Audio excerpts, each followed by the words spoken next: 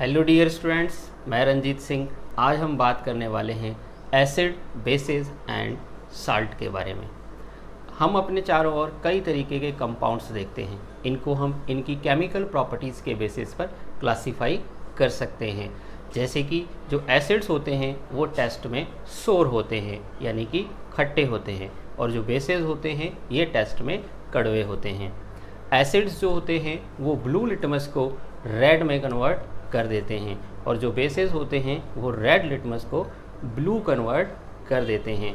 तो अब सबसे पहले हम यहाँ पे समझ लेते हैं कि ये लिटमस क्या है।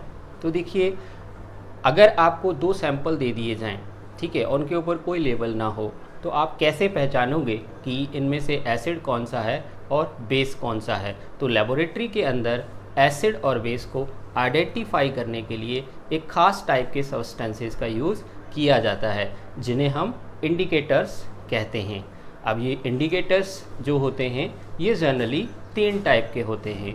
एक होते हैं नेचुरल इंडिकेटर्स, एक होते हैं नेचुरल इंडिकेटर्स, एक होते हैं artificial indicators, and third one होते हैं ऑल्फैक्टरी इंडिकेटर्स। ठीक है, ऑल्फैक्टरी को हम नेचुरल ही कह सकते हैं। ठीक है, अब इंडिकेटर्स में क्या हो गया, ऐसे सब्सटेंसेस जो एसिड और बेस को आइडेंटिफाई करने के लिए यूज़ किए जाते हैं।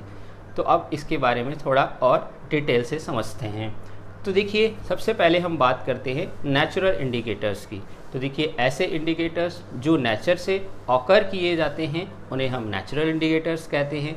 इसका बहुत बढ़िया एग्जाम्पल है लिटमस। देखिए, जो लिटमस है इसे लाइकेन नाम के एक प्लांट से एक्सट्रैक्ट किया जाता है। इसका जो एक्सट्रैक्ट होता है वो जो लिक्विड फॉर्म में एक्सट्रैक्ट यूज किया जाता है, उस लिक्विड फॉर्म में जो एक्सट्रैक्ट प्राप्त किया जाता है उसे हम लिटमस सॉल्यूशन कहते हैं। और लिटमस सॉल्यूशन जो होता है इसका न्यूट्रल कलर जो होता है वो पर्पल होता है। मीन्स अगर आप इसका जो सॉल्यूशन है लिटमस का, वो सॉल्यूशन में हमने ना तो उसमें एसिड डाला हुआ है ना बेस डाला हुआ है, तो उसको बोलेंगे न्यूट्रल कलर, राइट। तो उस न्यूट्रल कंडीशन में इसका जो कलर होता है वो पर्पल होता है। अब अगर आप इसमें एसिड डाल देते हैं, तो देखिए लिटमस सॉल्यूशन में अगर आप एसिड डाल देते हैं तो ये उसको रेड कन्वर्ट कर देता है, और अगर आप बेस डाल देते हैं तो उसको किस में कन्वर्ट कर देता है, ब्लू में कन्वर्ट कर देता है। अब लिटमस लैब के अंदर लेकिन सॉल्यूशन की जगह पर पेपर को यूज़ करना ज़्यादा कन्वीनियंट होता है, तो इसलिए लिटमस सॉल्यूशन की जगह लिटमस पेपर यूज किए जाते हैं। लिटमस पेपर दो कलर में आते हैं, एक ब्लू कलर में और एक रेड कलर में। ठीक है, अगर हम ब्लू लिटमस पेपर के ऊपर एसिड डालेंगे तो वो उसको रेड में कन्वर्ट कर देगा, और अगर हम रेड लिटमस के ऊपर बेस डालेंगे तो वो उसको ब्लू में कन्वर्ट कर देगा। ठीक है, तो अब हम आगे बात करते हैं और हम थोड़ा और अच्छे से समझते हैं इंडिकेटर्स के बारे में। तो पहले हमने नेचुरल इंडिकेटर्स की बात की। नेचुरल इंडिकेटर्स में और भी नेचुरल इंडिकेटर्स होते हैं, जैसे कि सबसे पहला होता है लिटमस। ठीक है, तो लिटमस के बारे में अपन बात कर चुके हैं। दूसरा नेचुरल इंडिकेटर का बहुत बढ़िया एग्जांपल है, जैसे आपने कभी कभी देखा होगा कि आप अगर कभी खाना खाते हैं और कभी कभी करी या जो ग्रेवरी होती है वो आपकी शर्ट के ऊपर गिर जाती है, तो आपकी शर्ट के ऊपर एक स्ट्रैन लग जाता है, धब्बा लग जाता है। ठीक है, वो आप बता सकते हैं वो किस कलर का होता है, येलो कलर का।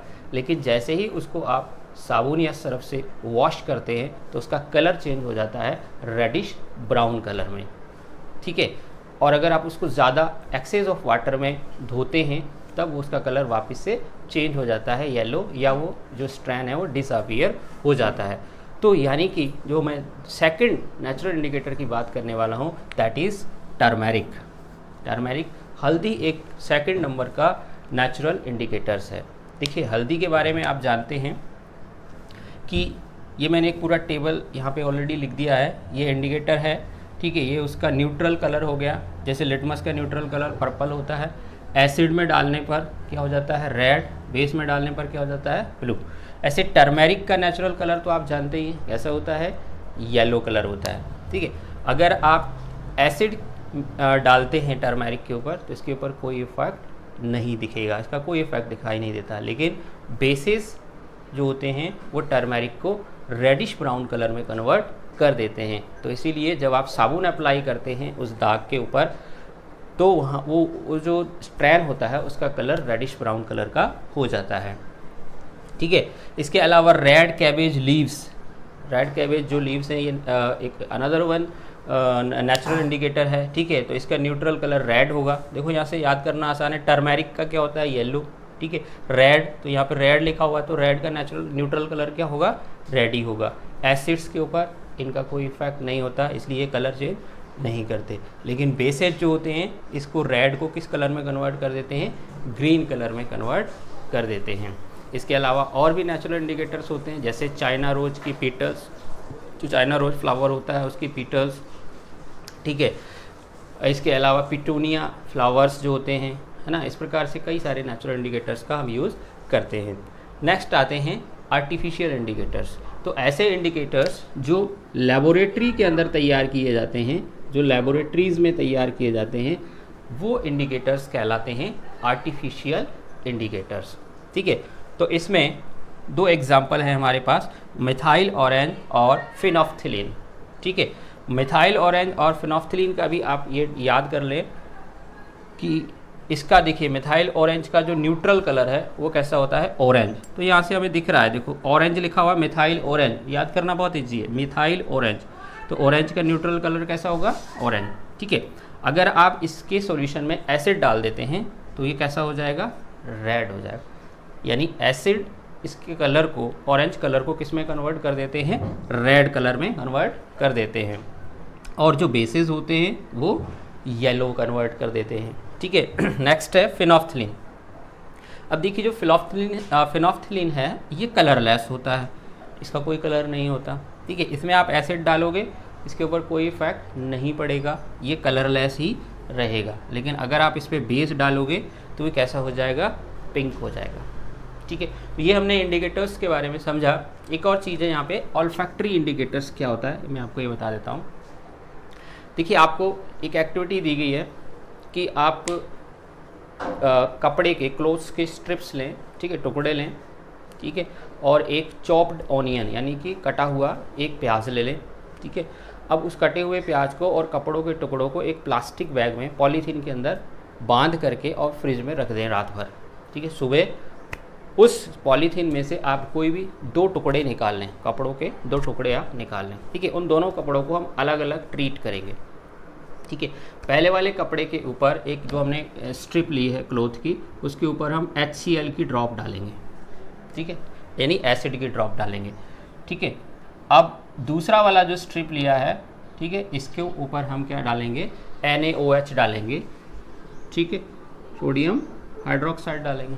ठीक है, डालने के बाद दोनों को हम पानी से अच्छे से वॉश करेंगे। उसके बाद इनकी स्मेल, इसको हम इनकी स्मेल लेंगे, इनको सूंघ कर देखेंगे कि किस में हमें ऑनियन की स्मेल आ रही है। तो क्या आप गैस कर सकते हैं? तो देखिए जिस स्ट्रिप पे HCl डाला है उस क्लॉथ स्ट्रिप पर जो ऑनियन की स्मेल है वो डिस्ट्रॉय नहीं होती है, उसमें से ऑनियन की स्मेल आती रहती है। लेकिन जिस पे हमने NaOH डाला था जिस स्ट्रिप के ऊपर, उसमें से ऑनियन की स्मेल जो होती है वो गायब हो जाती है। यानी कि जो बेसेस होते हैं वो जो ऑनियन की स्मेल है उसको डिस्ट्रॉय कर देते हैं। तो अगर आपको 2 सॉल्यूशन दे दिए गए, ठीक है, दोनों के ऊपर लेबल नहीं है, आपको पता नहीं है एसिड कौन सा बेस कौन सा है, तो आप इस तरीके से अगर चेक करना चाहते हैं तो आपने दोनों स्ट्रिप पे डाला, तो जो ऑनियन की स्मेल को डिस्ट्रॉय कर देगा वो क्या होगा, बेस होगा, और जो नहीं कर पाएगा वो क्या होगा, एसिड होगा। जनरली भी आपने देखा होगा कि हम जब प्याज काटते हैं तो हमारे हाथों में से प्याज की स्मेल आती है, फिर हम साबुन से जब हम वॉश करते हैं तो वो स्मेल डिस्ट्रॉय हो जाती है, क्योंकि साबुन जो होते हैं उनमें बेसेस होते हैं। ठीक है, तो ये इस प्रकार से जो इंडिकेटर्स हैं। इसके अलावा और भी हम वनीला जो आइसक्रीम आती है उसका जो फ्लेवर आता है, वनीला एसेंस का भी यूज़ ऑल्फैक्टरी इंडिकेटर्स के रूप में कर सकते हैं। ठीक है, अब हम बढ़ते हैं। अब हमने ये समझ लिया कि भैया एसिड और बेस को टेस्ट कैसे करते हैं, तो थोड़ा सा हम एसिड बेस के बारे में और जान लेते हैं कि एसिड बेस कौन कौन से होते हैं, कैसे होते हैं। तो जैसे हम एसिड्स के फॉर्मूले लिखें, जैसे HCl, HNO3, ठीक है, इसके अलावा H2SO4, ठीक है, ये आप सब देख रहे हैं, ये सब किसके एग्जाम्पल हैं? एसिड्स के एग्जाम्पल हैं। Hydrochloric acid, nitric acid, sulphuric acid. इसी प्रकार से अगर हम बेसिस की बात करें तो NaOH, sodium hydroxide, magnesium hydroxide, ठीक है, कैल्शियम हाइड्रोक्साइड, ठीक है, ये सब क्या होंगे? बेसेस होंगे।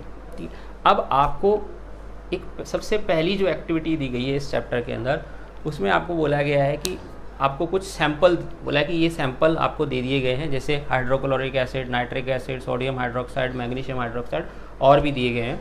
तो इनको आपको क्या करना है, उन्होंने अलग अलग इंडिकेटर्स दिए गए हैं, जैसे कि red litmus solution, blue litmus solution, ठीक है, मिथाइल ऑरेंज और फिनोफ्थलीन, ये 4 सॉल्यूशन दे दिए। ठीक है, इन चारों के साथ इन सैंपल्स को टेस्ट करना है आपको, ठीक है, और बताना है कि ये कौन कौन सा कलर देंगे। तो देखो, इस टेबल के बेस पर हम इसको एनालिसिस करके बता सकते हैं। तो सबसे पहले हमें इसमें आइडेंटिफाई करना चाहिए फार्मूला देख करके कि इसमें से एसिड कौन सा है और बेस कौन सा है। बाकी तो हम पता लगा ही लेंगे कि हमें याद है कि कौन सा इंडिकेटर एसिड के साथ कौन सा कलर देता है, राइट। तो देखिए, आप अगर आप सभी एसिड्स के फार्मूले को गौर करें तो यहाँ पे आपको एक चीज़ कॉमन दिख रही होगी सभी के अंदर। देखिए, हाइड्रोजन सभी में कॉमन दिख रहा है, ठीक है। इसी प्रकार से आप बेसेस को देखेंगे तो बेसेज में सभी में आपको क्या दिख रहा है? OH दिख रहा है। तो अगर मीन्स आपको किसी फार्मूले में OH दिख रहा है तो मतलब वो क्या है? बेस है। और हाइड्रोजन दिख रहा है तो वो क्या है? उसमें क्या है? एसिड। तो यहाँ से आपने आइडेंटिफाई कर लिया, ठीक है। तो सबसे पहले हम देखते हैं HCl, हाइड्रोक्लोरिक एसिड, ठीक है। तो देखिए, हाइड्रोक्लोरिक एसिड में हमने देखा कि जब ये जो लिटमस सॉल्यूशन होता है, जब इसका न्यूट्रल कलर पर्पल होता है, तब तो एसिड उसको किस में कन्वर्ट कर देते हैं? रेड में। बेस किस में कन्वर्ट कर देते हैं? ब्लू में। लेकिन अभी यहाँ पे पर्पल सॉल्यूशन नहीं है अपने पास, कौन सा है? रेड कलर का लिटमस सॉल्यूशन है, ठीक है। तो एसिड तो ऑलरेडी ही रेड करते हैं पर्पल को, तो इसलिए रेड सॉल्यूशन पर ये कोई भी इफ़ेक्ट शो नहीं करेंगे, यानी यहाँ पे क्या आएगा? नो इफेक्ट, ठीक है। और ब्लू को ये क्या कन्वर्ट कर देते हैं? रेड। तो ब्लू लिटमस सॉल्यूशन पर एसिड इफेक्ट दिखाएंगे और उसको किस में बदल देंगे? रेड में बदल देंगे, ठीक। अब ये भी एसिड है तो सेम ये भी ऐसे ही दिखाई देगा, यहाँ पर कोई नो इफेक्ट आएगा ना, यहाँ पर रेड आएगा, ठीक है। अच्छा, अब इनके बारे में यहाँ भी बात कर लेते हैं, मिथाइल ऑरेंज, ठीक है। तो देखिए, एसिड्स क्या कर देंगे इसको? HCl और HNO3 या और भी एसिड आपको जो इस एक्टिविटी में दिए गए हैं वो सब किस में कन्वर्ट कर देंगे? तो आप यहाँ पे क्या लिख लेंगे? एसिड वाले कॉलम में रेड, बेस वाले कॉलम में क्या लिख लोगे? येलो, ठीक है। यानी इस सॉल्यूशन को बेसिस किस में कन्वर्ट कर देंगे? येलो में। ऐसे ही फिनोफ्थलीन जो एसिड इसमें डालोगे तो इस पर कोई इफेक्ट नहीं होगा, कलरलेस ही रहेगा, लेकिन बेसिस इसको पिंक कलर में कन्वर्ट कर देंगे, ठीक है। तो यहाँ पे आप देखते हैं नेक्स्ट NaOH और MgOH, तो ये क्या हैं? बेसिस हैं, ठीक। तो बेसिस क्या करते हैं? रेड लिटमस को किस में कन्वर्ट कर देते हैं? ब्लू में। तो ये किस में कन्वर्ट कर देंगे? ब्लू में। लेकिन यहाँ पर कोई इफेक्ट नहीं दिखेगा, ठीक। तो इसके साथ भी सेम होगा क्योंकि ये भी ये बेस है, ठीक है। यहाँ अपन बात कर ही चुके हैं, ठीक है। मिथाइल ऑरेंज को बेसिस येलो कर देंगे और फिनोफ्थलीन को पिंक कर देंगे। नेक्स्ट हम बात कर लेते हैं टाइप्स ऑफ एसिड्स के बारे में। देखिए, एसिड्स का अगर हम क्लासिफिकेशन करें तो उसमें 2-3 बेसिस हम लेते हैं, ठीक है। सबसे पहला है on the basis of occurrence, यानी कि एसिड हमें मिलते कैसे हैं, प्राप्त कैसे होते हैं, उसके बेसिस पर हम एसिड्स को 2 टाइप में डिवाइड कर सकते हैं। सबसे पहला इनऑर्गेनिक या मिनरल एसिड, और नेक्स्ट इज ऑर्गेनिक या फिर एडिबल एसिड्स। तो देखिए, इनऑर्गेनिक एसिड्स क्या होते हैं? Acids which are prepared from minerals present in the earth crust, जो अर्थ की क्रस्ट में मिनरल प्रेजेंट होते हैं, उनसे जो एसिड बनाए जाते हैं उनको हम इनऑर्गेनिक एसिड्स कहते हैं। यानी सीधी भाषा में हम कह सकते हैं ऐसे एसिड्स जो लेबोरेटरी में तैयार किए जाते हैं उनको हम क्या बोलते हैं? इनऑर्गेनिक एसिड्स या मिनरल एसिड्स कहते हैं, ठीक है। जनरली जो एसिड होते हैं, ये हाइड्रोक्लोरिक एसिड, H2SO4, HNO3, ये सभी एसिड जो होते हैं ये इनऑर्गेनिक एसिड्स होते हैं। ऑर्गेनिक एसिड्स क्या है? तो देखो, यहाँ से आपको समझ में आ रहा होगा ऑर्गेनिक, ठीक है। ऑर्गेनिक जनरली प्लांट और एनिमल्स होते हैं, ठीक है। तो प्लांट और एनिमल्स से जो एसिड एक्सट्रैक्ट किए जाते हैं या प्लांट और एनिमल से जो एसिड्स हमें प्राप्त होते हैं, मिलते हैं, उनको हम ऑर्गेनिक एसिड्स कहते हैं और एडिबल एसिड भी कहते हैं। एडिबल का मतलब इनको हम खा सकते हैं, जैसे कि टमाटर से आपको ऑक्सैलिक एसिड मिलता है तो आप टमाटर खाते हैं, ठीक है। इसी प्रकार से आपको इमली से, टामारिंड से आपको टार्टरिक एसिड मिलता है, तो ये सारे एसिड हम खाते हैं, ठीक है। तो इसलिए एडिबल एसिड्स हैं, ठीक है। तो ये सब हमें कहाँ से मिलते हैं? प्लांट और एनिमल से मिलते हैं। जैसे मैंने अभी 2 एग्जांपल आपको बताइए प्लांट्स के। एनिमल्स में से जैसे दही से अपने को लैक्टिक एसिड मिलता है, ठीक। तो ये सब इसके एग्जांपल हो गए, citric acid, lactic acid, acetic acid, ठीक है। नेक्स्ट है on the basis of ionization. Ionization का मतलब होता है कि अगर आप किसी भी सॉल्यूशन को, किसी भी सब्सटेंस को वाटर में डिज़ोल्व करते हैं तो वो आयंस में ब्रेकअप हो जाता है। जैसे HCl है, तो अगर आप ये आयंस में अगर टूटेगा तो किस आयंस में टूटेगा? हाइड्रोजन प्लस आयन और Cl नेगेटिव आयंस में, ठीक है। तो ये प्रोसेस क्या कहलाती है? आयोनाइजेशन कहलाती है। तो आयोनाइजेशन के बेसिस पर हम इनको 2 कैटेगरी में क्लासीफाई कर सकते हैं, स्ट्रॉन्ग एसिड और वीक एसिड। तो ऐसे एसिड्स जो कम्प्लीटली डिसोसिएटेड हो जाते हैं जब इनको हम पानी में डिसॉल्व करते हैं, acids which are completely dissociated when dissolve in water are called strong acids. तो जनरली जितने भी इनऑर्गेनिक एसिड्स होते हैं या मिनरल एसिड्स होते हैं, जैसे HCl, H2SO4, HNO3, इनको अगर आप पानी में डिसॉल्व करते हैं तो ये कम्प्लीटली आयोनाइज हो जाते हैं, इसलिए इनको हम स्ट्रॉन्ग एसिड बोलते हैं। लेकिन ऐसे एसिड्स जो पार्शियली डिसोसिएटेड होते हैं, पार्शियली आयोनाइज होते हैं, जब इनको हम पानी में डिसॉल्व करते हैं उनको हम वीक एसिड कहते हैं। जैसे कि जितने भी एडिबल एसिड्स होते हैं, जैसे लैक्टिक एसिड, एसिटिक एसिड, ये सभी कम्प्लीटली आयोनाइज नहीं होते हैं, इसलिए इनको हम वीक एसिड कहते हैं, ठीक है। नेक्स्ट है on the basis of concentration. देखिए कंसंट्रेशन का मतलब क्या है? कंसंट्रेशन मीन्स अमाउंट, ठीक है। अब on the basis of concentration हम एसिड्स को 2 कैटेगरी में डिवाइड करते हैं, डाइल्यूट और कंसंट्रेटेड। तो डाइल्यूट क्या करते हैं? अगर किसी भी एक्वस सॉल्यूशन में, मतलब आप वाटर में सॉल्यूशन बनाओगे ना किसी भी चीज़ का तो उसको एक्वस सॉल्यूशन बोलेंगे। तो वाटर में अगर आपने कोई एसिड डिज़ोल्व किया हुआ है, ठीक है, अगर वाटर में एसिड का अमाउंट ज़्यादा है तब उसको क्या बोलोगे आप? कंसंट्रेटेड बोलोगे। अगर एसिड में वाटर का अमाउंट ज़्यादा है लेकिन एसिड का अमाउंट कम है, ठीक है, किसी सॉल्यूशन में एसिड का अमाउंट ज़्यादा है, ठीक। देखो इसको ऐसे समझते हैं, जैसे मान के चलिए आपके पास ये 2 टेस्ट ट्यूब हैं, ठीक। इन दोनों टेस्ट ट्यूब में आपने इसमें 90 मिलीलीटर क्या भर दिया? चलो 100 मिलीलीटर लेते हैं। दोनों में आपने 100 मिलीलीटर वाटर ले लिया, ठीक। इसमें आपने 10 मिलीलीटर HCl डाल दिया और इसमें आपने 5 मिलीलीटर HCl डाल दिया, ठीक है। तो इन दोनों को अगर आप कंपेयर करेंगे तो कौन ज़्यादा कंसंट्रेटेड होगा? देखिए यहाँ पर 10 ml हमने, वाटर का अमाउंट तो सेम है लेकिन यहाँ पर हमने एसिड कितना डाला है? 10 ml डाला। यहाँ कितना डाला है? 5 ml डाला। तो यहाँ पे एसिड ज़्यादा डाला है ना, यहाँ पर एसिड का अमाउंट ज़्यादा हो गया, तो ये ज़्यादा कंसंट्रेटेड होगा इसके कंपैरिजन में। तो आप समझ चुके होंगे अब। तो इससे अच्छा एक और चीज़ है, जब भी हम कंसंट्रेटेड जो एसिड होते हैं उनको हम डाइल्यूट भी कर सकते हैं, ठीक है। तो डाइल्यूट कैसे कर सकते हैं? हम वाटर मिला करके। लेकिन कभी भी एसिड में पानी नहीं मिलाते हैं, पानी में एसिड मिलाते हैं, ठीक है। तो अगर आप एसिड में पानी डालेंगे तो एकदम से ब्लास्ट हो जाएगा। तो पानी में हम एक एक ड्रॉप करके एसिड डालते जाते हैं और स्टिरर की मदद से स्टिर करते चले जाते हैं, ठीक है। इससे ब्लास्ट नहीं होता क्योंकि ये हाईली एक्सोथर्मिक रिएक्शन होती है और इतनी ज़्यादा हीट इवॉल्व होती है कि जिस भी बर्तन में, जिस भी पात्र में आप ये कर रहे हैं वो ब्लास्ट हो जाएगा। तो नेक्स्ट वीडियो में हम और बात करेंगे एसिड बेसिस की केमिकल प्रॉपर्टीज़ के बारे में, ठीक है। और ये वीडियो आपको कैसा लगा कमेंट करके ज़रूर बताएं। अगर आपको कोई भी डाउट रहता है, देखिए किसी भी चीज़, कोई भी चीज़ आपको समझ नहीं पाते हैं तो प्लीज़ कमेंट ज़रूर करें और वीडियो को लाइक ज़रूर कर दें और लाइक करके मेरा हौसला बढ़ाते रहें ताकि मुझे मोटिवेशन मिलता रहे और ऐसे ही मैं आपके लिए अच्छे अच्छे कंटेंट लेकर आता रहूं। और अभी तक अगर आपने इस चैनल को सब्सक्राइब नहीं किया है तो प्लीज़ इस चैनल को सब्सक्राइब कर दें और बेल आइकन दबाना ना भूलें। मिलते हैं नेक्स्ट वीडियो में। Thank you very much.